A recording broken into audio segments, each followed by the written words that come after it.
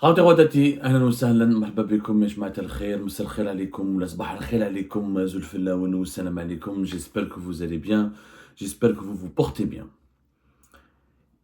Hier un chiffre a été révélé par un magazine, par un média français très connu qui s'appelle L'Express. C'est un magazine d'actualité, c'est un hebdomadaire français mais sous forme de magazine.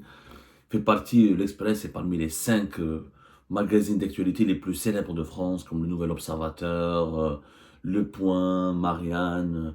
Et sa tradition française dans la presse française, il y a des magazines souvent de qualité, ils font des grands reportages, ils font des reportages photos, des décryptages de l'actualité de façon hebdomadaire. Hier, l'Express, le 5 juillet 2024, il a fait un éclairage, ils ont fait une petite enquête, plus un éclairage qu'une enquête. On n'apprend pas beaucoup de choses réellement, parce que vous savez, l'Algérie est un pays tellement obscur, ténébreux. Je vous assure que la majorité des journalistes français n'y comprennent absolument rien. Je leur parle souvent, ils m'appellent pour me consulter, mais ils ont un niveau de connaissance de l'Algérie extrêmement primaire. Et quand ils écrivent sur l'Algérie, les pauvres, ils s'attaquent à des aspects superficiels, tellement l'Algérie est un pays opaque où les visas pour les journalistes français sont totalement impossibles à obtenir. Et quand les journalistes français ils sont sur place, ils sont surveillés, pistés, ils ont du mal à parler à des sources. Et les journalistes français, comme payent, font les frais, ce sont les premiers qui font les frais de la crise politique entre l'Algérie et la France. À chaque fois qu'il y a une crise politique, durant ces 5 dernières années, je rappelle, il y a eu au moins à 3 reprises, à 4 reprises maintenant, l'Algérie a rappelé son ambassadeur, il y a eu des problèmes entre les deux pays pour des divergences politiques. Les journalistes français ne peuvent pas se rendre en Algérie, ont du mal de traiter de l'Algérie. Comme il y a une grande communauté algérienne ici en France, ils ont un regard biaisé sur l'Algérie à travers la communauté algérienne qui est ici en France. Quand ils vont sur place, ils n'arrivent pas à travailler, ils n'arrivent même pas à aller sur place. Donc, quand ils écrivent sur l'Algérie, on n'apprend pas beaucoup de choses. C'est très rare où nous avons des articles ou des enquêtes dans la presse française actuellement, je parle de cette période, de ces 5 dernières années, une période qui correspond au durcissement du régime algérien. Pas à la période de Bouteflika, à la période de crise algéro-française, la période où la dictature en Algérie s'est beaucoup plus renforcée. Et le rapport avec la France est devenu plus problématique. Il n'en demeure pas moins qu'hier, l'Express, dans son article de 2 pages consacré à la crise algéro-française, il a donné une information capitale en citant un rapport de la Cour des comptes. En France, la Cour des comptes, nous avons en Algérie une Cour des comptes, mais bon, elle est beaucoup moins importante qu'ici en France. La Cour des comptes, c'est quoi, mes amis? C'est un organe, c'est une juridiction financière et économique d'ordre administratif. C'est elle qui contrôle la régularité des comptes publics et des finances publiques. La Cour des comptes, son rôle n'est pas de juger, mais d'enquêter et de faire des rapports et de pointer du doigt, d'identifier les dysfonctionnements, les irrégularités, les mauvais usages de ce qu'on appelle l'argent public. C'est une juridiction très importante ici en France, elle est très ancienne en plus. On dit que sa création remonterait jusqu'à 1807, mais on pense que son existence, l'esprit de la Cour des comptes remonte même jusqu'à 1319. De toute façon, en Algérie, on a reproduit le modèle français, on a créé cette instance dont très très peu connue en Algérie. Malheureusement, elle est très très peu réactive. Comme ce n'est pas un pays démocratique, ni un pays qui n'a pas de culture démocratique, donc la Cour des comptes en Algérie, où elle fait des rapports sur des sujets sensibles qui passent inaperçus, qui ne sont jamais rendus publics, où elle se contente de parler des mairies, des wilayas, de quelques entreprises publiques, mais elle ne touche jamais à la présidence, à l'armée, à quelques ministères régaliens comme la justice, le ministère de l'Intérieur. Donc, il y a la Cour des comptes en France, qui est beaucoup plus puissante, beaucoup plus indépendante, beaucoup plus transparente. Dans son audit du ministère de l'Intérieur français, elle a découvert tenez-vous bien le chiffre, entre 2019 et 2022, la France a voulu expulser presque 60 000 Algériens. Entre 2019 et 2022, la France a voulu expulser presque 60 000 Algériens. 58 700 Algériens ont fait l'objet, entre 2019 et 2022, d'une obligation de quitter le territoire français. Une OQTF. OQTF en France, c'est l'obligation de quitter le territoire français. Cela signifie c'est une mesure décidée par les préfectures en France, les autorités françaises, pour les expulser, pour demander à un étranger en situation irrégulière, où là, un étranger qui a été en situation régulière mais qui n'a pas pu renouveler sa carte de séjour parce que les autorités françaises ne veulent pas lui renouveler sa carte de séjour parce qu'il fait l'objet parce qu'il est considéré comme une menace pour l'ordre public. Une menace pour l'ordre public et pour la tranquillité publique. Donc les autorités françaises lui demandent de quitter le pays, cherchent à l'expulser. Les OQTF, il y a deux types d'OQTF. Il y a une OQTF, elle est accompagnée d'un délai. Souvent, quand les préfectures donnent des OQTF, il y a un délai de 15 jours à un mois. C'est-à-dire, on appelle ça un délai de départ volontaire. C'est-à-dire que les autorités françaises donnent à l'étranger la possibilité, le choix, un délai pour qu'il quitte lui-même volontairement le pays. Au-delà de ce mois, dès qu'il est arrêté ou contrôlé, son nom est inscrit sur un fichier, ben, il est arrêté, il est expulsé manu militari ou il est placé dans un centre de rétention en attendant son expulsion vers l'étranger. Il y a les OQTF qui sont beaucoup plus sévères, c'est les OQTF sans délai, c'est-à-dire on te dit tu as maximum 48 heures où là tu dois quitter le territoire français. Donc presque 60 000 Algériens, je dis bien presque 60 000 Algériens, on est 58 700, c'est énorme, en 3 ans, 2019, 2020, 2021, 2020, en 4 ans. On fait l'objet d'une OQTF. La France a cherché à expulser presque 60 000 Algériens. Et j'imagine que ce chiffre s'est aggravé parce qu'il y a eu 2020, 2023 et cette année 2024. Donc nous sommes, si on actualise certainement ces chiffres, nous sommes au-delà de 60 000 Algériens que la France veut expulser. Et sur ces 60 000, il y a uniquement 2600 expulsions qui ont été effectuées, parce que vous savez, pour que la majorité des étrangers, pas uniquement des Algériens et des Algériens, personne ne quitte la France volontairement quand il a une OQTF. Tout le monde essaie de rester, de fuir, parce qu'il y a la possibilité de la contester. On peut la contester auprès d'un tribunal administratif, on peut contacter le ministère de l'Intérieur, un recours auprès du ministère de l'Intérieur, un recours auprès de la préfecture ou de la sous-préfecture qui a prononcé ou qui a édicté cette OQTF. Il y a des moyens de recours. Même quand les moyens de recours sont épuisés, la majorité des étrangers ne quittent pas la France quand ils ont une OQTF. Il y a pratiquement, à l'image des étrangers, aucun Algérien pratiquement ne quitte la France, même s'il fait l'objet d'une OQTF. Donc, ils vivent en clandestinité, ils espèrent régulariser leur situation en travaillant au noir, en rassemblant des fiches de paie, etc. Ou en faisant des mariages, en se mariant avec des Français et des Françaises. On essaie de trouver des solutions pour, à moyen terme ou à long terme pour avoir les papiers. Mais le plus dur, c'est un sujet, le plus dur pour les autorités françaises, c'est les délinquants. C'est les personnes qui menacent l'ordre public, c'est par exemple les migrants clandestins qui sont impliqués dans des vols armés, à main armée, ou des vols à l'arraché, ou dans des actes de délinquance.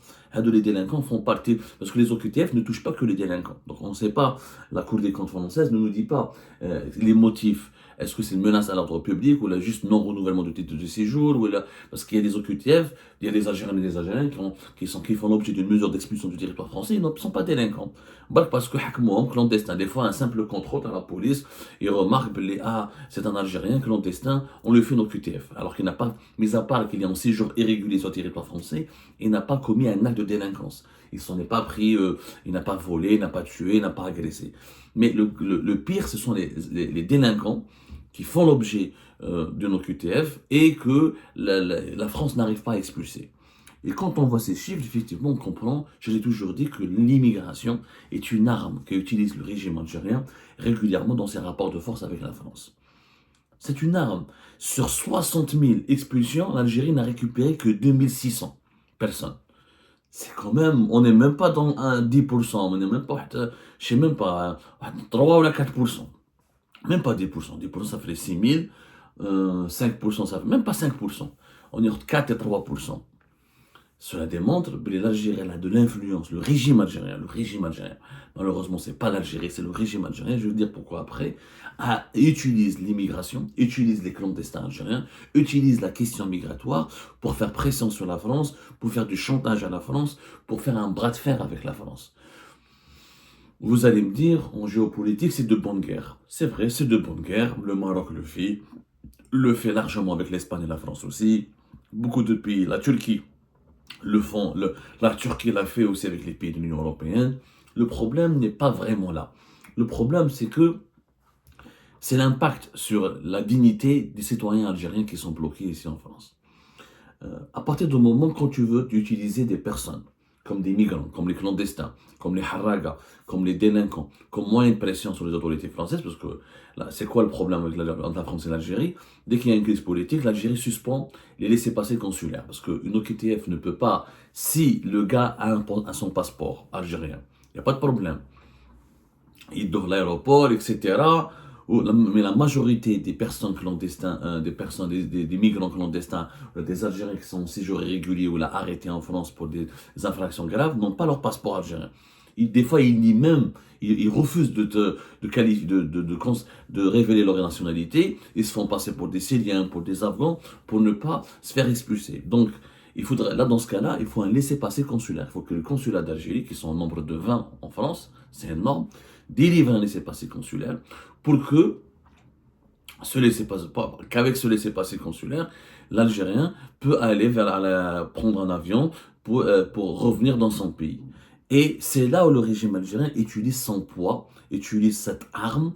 Tant que la France ne satisfait pas certains désirs, certains souhaits, certaines exigences, ou là n'applique pas certaines revendications du régime algérien, et bien la délivrance des laissez-passer consulaires, elle est gelée, bloquée, ou là elle tourne au ralenti, ce qui met la France dans une situation, ce qui met les autorités françaises en situation périlleuse, parce que un étranger, quand il n'est pas expulsé, il est dans un centre de rétention administrative, c'est pas des prisons, c'est des centres de rétention, c'est-à-dire c'est pas un régime carcéral, ils circulent à l'intérieur, ils peuvent pas quitter le centre, mais apparemment la durée en moyenne, normalement et légalement parlant, en général, voilà, généralement, la durée du placement d'un migrant étranger qui doit être expulsé dans un centre de rétention administrative, elle est entre 1 et 3 mois.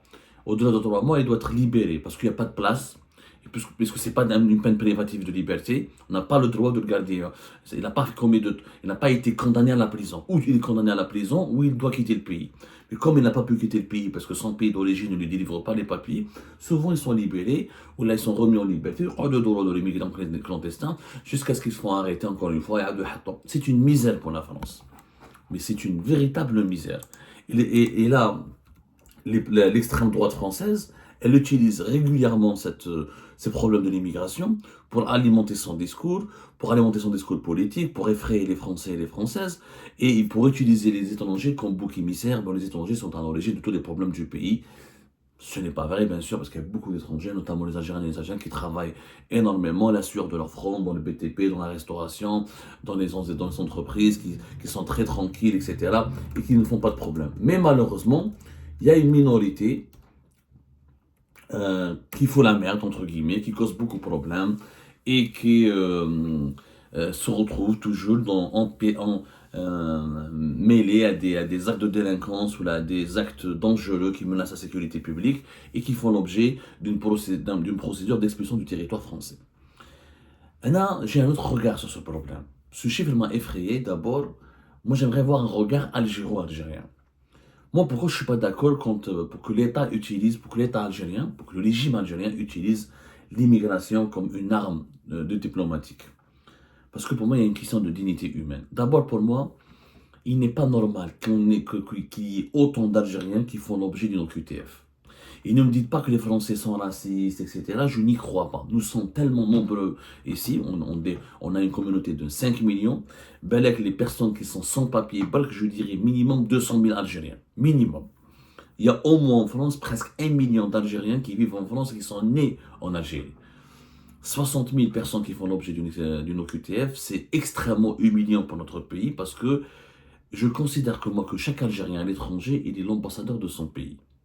Et je considère que nous devons observer un certain comportement. Comme on aimerait bien, comme nous, les Algériens, on n'aimerait pas que les étrangers viennent chez nous menacer notre tranquillité, porter préjudice à l'ordre public, ou se comporter de façon à choquer certaines habitudes, certaines traditions culturelles, ou offusquer notre population, on devrait adopter les mêmes exigences vis-à-vis de nous à l'étranger. Moi, j'aimerais bien qu'il y ait un débat algéro-algérien. Pourquoi venir en France? C'est pour faire de la délinquance, pour vendre des cigarettes, pour voler dans les supermarchés. Mais il faut casser le tabou. Nos compatriotes. Quand je me promène à Paris, ou là dans les autres grandes villes françaises, quand je vois dans certains quartiers, comment les membres de notre communauté, comment ils souffrent de la précarité. Ils sont parce que quand tu n'as pas de papier, il y a trois catégories de migrants algériens en France. Première catégorie, celles qui sont venues pour faire des études, etc., qui ont réussi, ils sont restés, ils ont créé des entreprises, ils ont trouvé du travail, ils sont extrêmement intégrés, et c'est la fierté de l'Algérie, ils donnent une très belle image de notre pays. La deuxième, c'est les personnes qui sont venues sans papier, mais qui ne font pas de délinquance, qui n'ont pas versé dans la délinquance, qui n'ont pas dévié du chemin, du droit chemin, qui ont travaillé, à force de travailler, ils se sont fait les papiers, ou ils se sont installés, ils ont même fondé des familles en France. La troisième catégorie, sa catégorie, la pire des catégories, et c'est la plus malheureuse et la plus sinistre, c'est des migrants qui viennent et qui sombrent dans l'alcool, dans la toxicomanie, dans l'alcoolisme, dans le trafic de drogue, dans la délinquance, dans les bandes, dans les bandes armées, les bandes mafieuses et les associations de malfaiteurs. Et ça alimente malheureusement le discours de l'extrême droite. Il faut savoir, il faut comprendre, quand les Français voient qu'il y a autant d'étrangers qui volent là, dans les métros ou là, qui volent dans les supermarchés, ça alimente le discours de l'extrême droite. Et malheureusement, on a cheveux l'extrême droite en France qui vont être en train de monter en puissance en utilisant essentiellement les questions liées à l'islam et à l'immigration. Donc chaque Algérien doit être l'ambassadeur de son pays. Moi, je ne comprends pas l'attitude des autorités algériennes. Oui, quand quelqu'un est vraiment dans la misère, un chauffe, ils vendent des cigarettes dans les gares, ils n'ont pas où loger, et يدوروا في barbès, مساكن ما عندهمش des fois pour comment manger, ils sont obligés de racketter, de voler ou là dans les places publiques. Pourquoi laisser nos compatriotes à l'abandon dans les plus grandes villes? Il y a notamment des mineurs, il y a même des mineurs non accompagnés. On n'a même pas leurs chiffres. On en a parlé en Algérie. Parce qu'il y a beaucoup de mineurs non accompagnés. C'est des haragas qui viennent à l'âge de 15 ans, 15 ans. Ils prennent le risque de faire la traversée de la Méditerranée. Ils arrivent en Espagne. Ensuite, ils fuient l'Espagne pour venir en France. 95% des haragas algériens qui débarquent ou là, qui arrivent sur les plages espagnoles prennent le chemin de la France. Ils ne restent jamais en Espagne. Parce que pour des motifs de langue, parce qu'ils ont des connaissances ou des liens ou des parents qui vivent en France. Quand ils viennent ici, beaucoup sombrent dans la délinquance et ils ont malheureusement des fléaux sociaux et ils deviennent des locs. Ils deviennent des personnes infréquentables. Ils perdent leur dignité. Parce que quand tu deviens toxicomane, alcoolique, quand tu deviens voleur, quand tu es impliqué dans des affaires de viol, etc. Il y en a beaucoup, il faut dire la vérité. La chronique judiciaire en France, on peut faire une chronique. C'est pas que des faits divers. Malheureusement, il y a beaucoup de nos ressortissants qui sont impliqués dans des affaires de délinquance. Sur les 60 000 personnes que la France cherche sur les 60 000 Algériennes et Algériens que la France cherche à expulser, ce ne sont pas tous des personnes de bonne famille, ou là, de bonnes mœurs, ou là, des personnes innocentes. Parce qu'il faut dire la vérité, quand un Algérien travaille en France, quand il ne fait pas de conneries, personne ne va l'expulser. Il y a des droits ici. Il y a de véritables droits. Il y a des droits. C'est pas un pays parfait, la France, mais il y a des droits, il y a des lois qui le protègent, etc. Et beaucoup d'Algériennes et d'Algériens vivent bien en France et sont bien intégrés et apportent vraiment de la richesse et de la diversité et de la valeur ajoutée à la France et contribuent au développement de la France. Mais malheureusement, d'autres Algériens sont devenus un poids lourd, sont devenus une charge, sont devenus même, comment dirais-je, comment je cherche les mots exacts parce que c'est un sujet délicat autour duquel il y a beaucoup de tabous, mais j'aimerais bien briser le tabou. Il y a certaines personnes qui n'ont pas ils n'ont pas trouvé leur place au sein de la société française. Ils n'ont pas trouvé leur place sur le territoire français. Je ne vois pas pourquoi laisser. Est-ce que du point de vue moral, est-ce que c'est digne de la part des autorités algériennes de laisser nos compatriotes, notamment des mineurs, abandonnés dans les rues, placés dans des centres de rétention administrative? Certains sont en prison et l'Algérie ne veut pas les récupérer parce qu'elle utilise l'immigration comme la problématique, le problème migratoire comme une arme de lobbying dans ses rapports avec la France. Est-ce que c'est moral cette attitude? C'est la question que j'aimerais qu'on se pose. Est-ce que c'est moral? À un moment donné, il faut que les dirigeants algériens pensent à ces migrants algériens qui ils dorment sous des ponts, ils sont devenus tellement toxiques. Je vois les jardins publics, il y a des Algériennes et des Algériens qui vivent dans une misère atroce en France. Ils n'ont pas réussi à s'intégrer, ils n'ont pas réussi à trouver du travail, ils n'ont pas réussi à trouver des papiers à régulariser leur situation. Il n'y a aucun bonheur pour eux, ils ne ressentent aucun bonheur pour continuer à demeurer, à séjourner encore en France. Dans ce cas-là, il vaut mieux revenir dans son pays. On a un grand pays, on a un beau pays. Quand tu réussis pas, l'arabe, tu as immigré, tu n'as pas réussi, il faut accepter l'échec. Il faut revenir dans ton pays. Il vaut mieux qu'un jeune Algérien ou qu'une jeune Algérienne revienne sain et sauf dans son pays, sain et sauf dans son pays, tout en préservant son honneur et son dignité, que de verser dans la délinquance, dans le trafic de drogue, dans la toxicomanie, dans les bandes, dans les associations de malfaiteurs. Ça, c'est l'image de notre pays qui est en jeu. J'ai l'impression que personne n'est soucieux. Moi, ça me fait pas plaisir quand j'entends des Français et des Françaises dire oh, regardez les Algériens, c'est des sauvages, c'est des voyous, des délinquants. Quelquefois, j'ai du mal à les contredire. Quand tu vois dans les rues de grandes villes françaises des pickpockets algériens, comment ils squattent, comment ils volent, comment ils menacent, etc., ça fait mal au cœur. Ça fait mal au cœur d'abord parce que c'est une mauvaise image pour notre pays. Donc moi je suis pour que l'Algérie fasse du lobbying en France. Mais il y a d'autres façons de faire du lobbying. Est-ce que l'utilisation des migrants et de la détresse, parce que quelqu'un qui vole, qui viole, qui agresse pour manger, pour se nourrir, qui n'a pas où loger, qui devient drogué parce qu'il est perdu, parce qu'il est désorienté, parce qu'il n'arrive pas à s'intégrer dans ce pays d'accueil, quelqu'un qui maîtrise même pas la langue, c'est quelqu'un qui souffre. C'est une souffrance. Ces migrants souffrent. Attention, il y a beaucoup de haragas algériens et de migrants algériens qui souffrent. Il y a des Algériennes et des Algériens qui ne se sont pas intégrés. Par exemple, il y a des Algériens qui se marient avec des Françaises, il y a des problèmes de violence conjugale, ils ne comprennent pas les lois qui protègent les femmes ici en France, ils ne comprennent pas que la femme elle a des droits importants en France, la culture elle est nouvelle, c'est une autre culture, c'est d'autres valeurs. Et beaucoup d'Algériens et d'Algériens qui n'arrivent pas à vivre harmonieusement avec les valeurs de la société française. Et à ce moment-là, ils ont des problèmes, des procès, des divorces durs, des problèmes avec leurs enfants, dans l'éducation de leurs enfants. Moi, je dis que un nombre important d'Algériennes et d'Algériens n'arrivent pas à s'intégrer en France. Ces gens-là, on devrait les aider à revenir en Algérie. Moi, ce n'est pas une honte. Moi, par exemple, je ne suis pas là, je n'ai pas choisi d'être là. Moi, je suis un exilé, moi, je suis un réfugié politique, mais moi, c'est demain, on me permet de revenir dans mon pays, je règle ma situation, on arrête de me persécuter, je reviendrai dans mon pays. L'avenir d'un Algérien et d'une Algérienne est en Algérie. Il faut qu'on arrête de croire que c'est l'Eldorado ici. Ce n'est pas l'Eldorado. C'est vrai, il y a de meilleures possibilités pour s'épanouir, pour gagner sa vie, etc., mais pas pour tout le monde. N'est pas un migrant épanoui qui veut. N'est pas un migrant n'est pas un migrant qui réussit qui veut.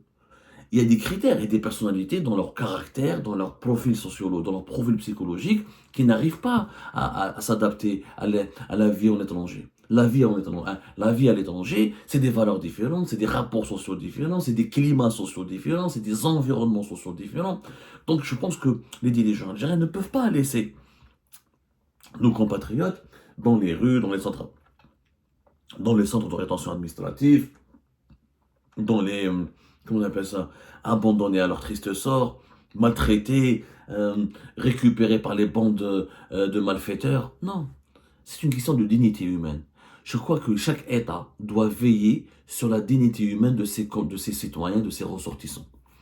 Et la détresse sociale, la détresse psychologique, le mal-être, l'absence de droits sociaux, quand un ressortissant de notre pays n'a pas de droits sociaux, n'arrive pas à vivre pleinement, harmonieusement avec la population du pays de son accueil, du pays d'accueil, il faut l'aider, il faut le refaire revenir en Algérie. C'est simple. On ne peut pas accepter d'avoir des SDF algériens en France. Parce que, attention, on parle beaucoup des Algériens qui réussissent en France, qui ont des restaurants, qui ont des grands médecins, des informaticiens. C'est vrai qu'il y a une élite algérienne importante en France. Mais il y a aussi énormément de pauvres Algériens en France. Il y a beaucoup d'Algériens et d'Algériennes en France qui vivent que des aides sociales. Du RSA, de l'APL, etc.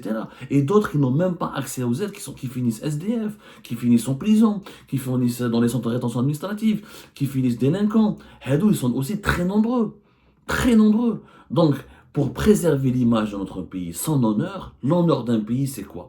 C'est d'abord la préservation de la dignité de ses ressortissants. Comment peut-on parler de l'honneur de l'Algérie quand on voit comment certains Algériens et Algériens vivent dans le dénuement, dans la pauvreté et dans la pauvreté aussi immorale.